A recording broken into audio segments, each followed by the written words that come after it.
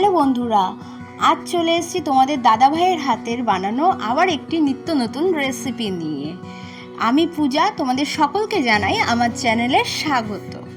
তো সকলে বলে যে এই সময় নাকি বউরা যা খেতে চায় তাদেরকে তাই খেতে দিতে হয়, আর এই সুযোগটা কাজে লাগিয়ে আমি তোমার দাদাভাইয়ের কাছে চেয়ে বসলাম ফিশ ফ্রাই। কারণ ফিশ ফ্রাই আর ফিশ ফিঙ্গারটা ও খুব ভালো বানায়, সেই কারণে ও চটজলদি মাছ কিনে নিয়ে এসে নিজে হাতে সেটাকে কাটলো। আর এদিকে বানানোর জন্য নিয়ে নিয়েছে কারি পাতা, পুদিনা পাতা, ধনে পাতা, পেঁয়াজ, আদা, রসুন, কাঁচা লঙ্কা ও লেবু।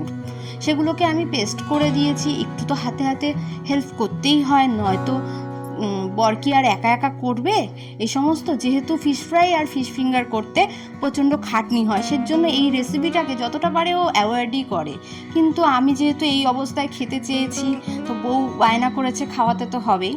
আর এই পেস্টটা ভালোভাবে মাখিয়ে রাখার পরে এর সাথে দিয়ে দিয়েছি গোলমরিচের গুঁড়ো, পরিমাণ মতো নুন আর চাট মশলা, তাহলে খুব সুন্দর একটা টেস্ট আসে।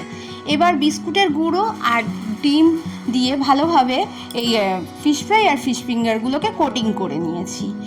আর আমরা কোটিং করে কিছু কম করে 4-5 ঘন্টার মতো এটাকে রেখে দেবো। যে যতক্ষণ বেশি রাখতে পারবে কোটিং করে, তার ততটাই ভালো লাগবে পরে সেটা খেতে। সুতরাং আমরা সেদিন আর খাইনি, পরের দিনের অপেক্ষায় রেখে দিয়েছিলাম কোটিং করে ফ্রিজে। তোমরা যদি মনে করো 2-3 ঘন্টার মতো রেখে তোমরা ভেজে খেয়ে নিতে পারো।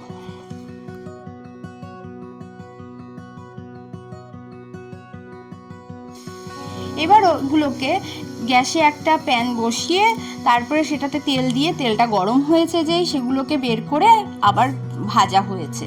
প্রথমে অল্প অল্প করে আমরা ভেজে নিয়েছি হালকা করে। নেক্সট যখন আমরা খাবো সেই সময় আরেকটু ডিপ ফ্রাই করে নিয়েছি, তাহলে কি হয়, এর ফিশ ফ্রাই বা ফিশ ফিঙ্গারের গাটা বেশ ক্রিস্পি টাইপের হয়। তো যদি তোমাদের ভালো লেগে থাকে অবশ্যই লাইক কমেন্ট করতে ভুলো না। আবার আসবো এরকমই নিত্য নতুন রেসিপি নিয়ে। আজকের জন্য টাটা।